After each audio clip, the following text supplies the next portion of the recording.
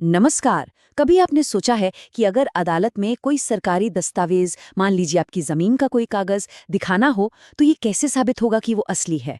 आज हम इसी दिलचस्प गुत्थी को सुलझाने वाले हैं। हम समझेंगे भारतीय साक्ष्य अधिनियम 2023 के कुछ बहुत ही जरूरी नियम जो इसी बारे में है।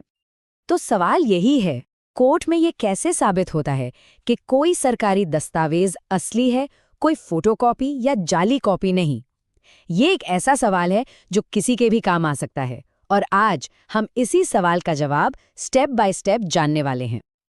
आज की हमारी बातचीत को हमने 4 हिस्सों में बांटा है। सबसे पहले हम ये समझेंगे कि ये सरकारी दस्तावेज यानी पब्लिक डॉक्यूमेंट होते क्या हैं। फिर हम देखेंगे कि इनकी सर्टिफाइड कॉपी चीज़ों को कितना आसान बना देती है। इसके बाद हम जानेंगे कि आखिर कोर्ट इन कॉपियों पर इतना भरोसा क्यों करता है। और आखिर में हम ये सब कुछ समेटकर देखेंगे कि इन नियमों का हमारी जिंदगी पर क्या असर पड़ता है। तो चलिए शुरू करते हैं। देखिए, सर्टिफाइड कॉपी की बात करने से पहले ये समझना बहुत ज़रूरी है कि कानून की भाषा में पब्लिक डॉक्यूमेंट का आखिर मतलब क्या होता है, क्योंकि सारी कहानी यहीं से शुरू होती है। बहुत सिंपल भाषा में समझते हैं।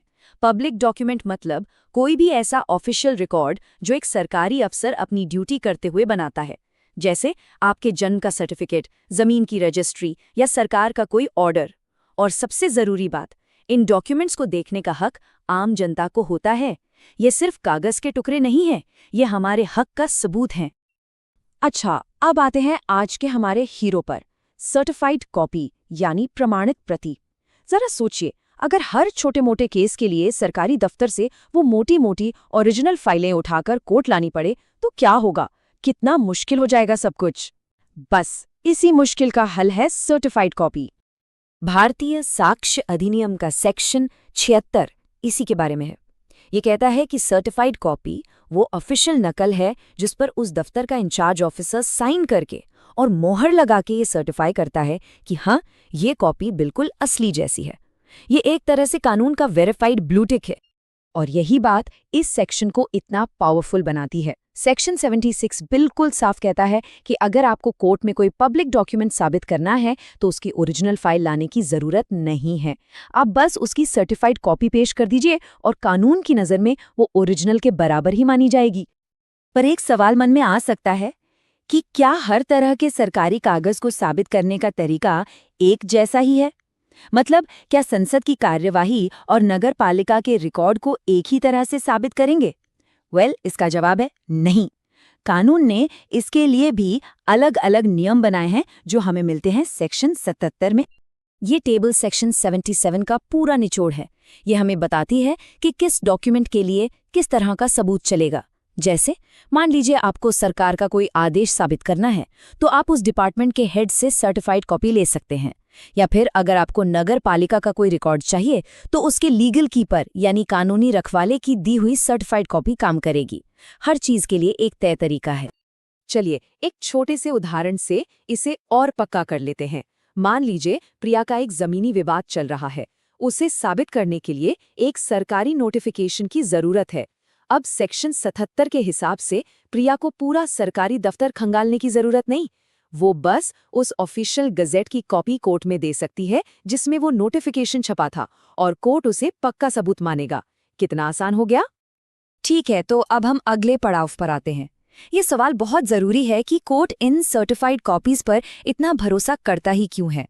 यहीं पर कानून का एक बहुत स्मार्ट कॉन्सेप्ट सामने आता है जिसे कहते हैं लीगल प्रिजम्पशन, या हिंदी में कानूनी उपधारणा।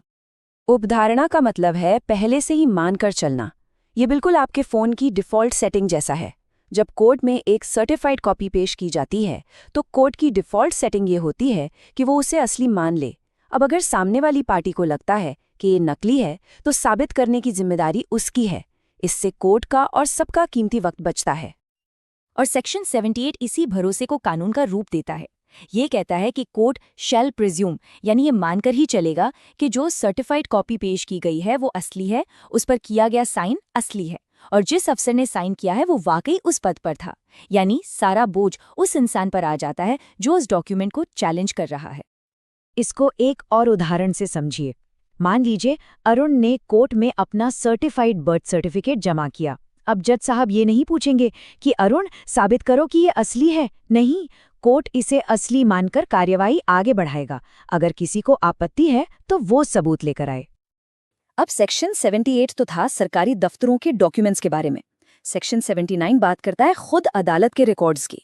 ये नियम कहता है कि कोर्ट अपने ही बनाए हुए डॉक्यूमेंट्स पर तो पूरा भरोसा करेगा ही। जैसे किसी गवाह का बयान जिस पर जज ने साइन किया है, तो कोर्ट ये मानकर चलेगा कि वो बयान असली है और उसे सही कानूनी प्रक्रिया से ही लिया गया है। मान लीजिए कि किसी केस में एक आरोपी का इकबालिया बयान यानी कन्फेशन पेश किया जाता है। उस पर मजिस्ट्रेट के साइन है, तो कोर्ट ये नहीं सोचेगा कि क्या पता ये बयान जबरदस्ती लिया गया हो। कोर्ट यही मानेगा कि ये बयान असली है और सभी कानूनी प्रक्रियाओं का पालन करके ही लिया गया है। ये न्याय व्यवस्था के भरोसे को बनाए रखने के लिए बहुत जरूरी है। और इसी भरोसे की चेन में आखिरी कड़ी है सेक्शन 80। ये ऑफिशियल गजेट, अखबारों या ऐसे किसी भी डॉक्यूमेंट के बारे में है जिसे कानूनन संभाल कर रखना जरूरी होता है। कोर्ट इन्हें भी असली मानेगा, लेकिन यहाँ एक छोटी सी शर्त है कि वो डॉक्यूमेंट प्रॉपर कस्टडी से आया हो। प्रॉपर कस्टडी का मतलब है उसे उस जगह से लाया गया हो जहां उसे कायदे से होना चाहिए। जैसे अगर आपको किसी कंपनी का रजिस्ट्रेशन साबित करना है और आप उसके कागजात सीधे रजिस्ट्रार ऑफ कंपनीज के ऑफिस से लेकर कोर्ट में पेश करते हैं, तो कोर्ट ये मान लेगा कि ये कागज असली हैं। क्यों? क्योंकि वो सही जगह से यानी अपनी प्रॉपर कस्टडी से लाए गए हैं। तो इतनी सारी बातें हो गईं। चलिए अब फटाफट सब कुछ समेटते हैं और देखते हैं कि इन सारे नियमों का आखिर निचोड़ क्या है और ये हमारे लिए क्यों जरूरी है। तो पूरी कहानी का सार ये है, सेक्शन 76 कहता है कि सर्टिफाइड कॉपी में दम है। सेक्शन 77 हमें सही रास्ता दिखाता है कि किस डॉक्यूमेंट के लिए क्या करना है। और सेक्शन 78, 79 और 80 ये तीनों भरोसे पर टिके हैं ताकि कोर्ट का वक्त छोटी छोटी बातों को साबित करने में बर्बाद न हो। और इन सब का एक ही बड़ा मकसद है, न्याय की प्रक्रिया को सबके लिए थोड़ा आसान, थोड़ा तेज और थोड़ा बेहतर बनाना।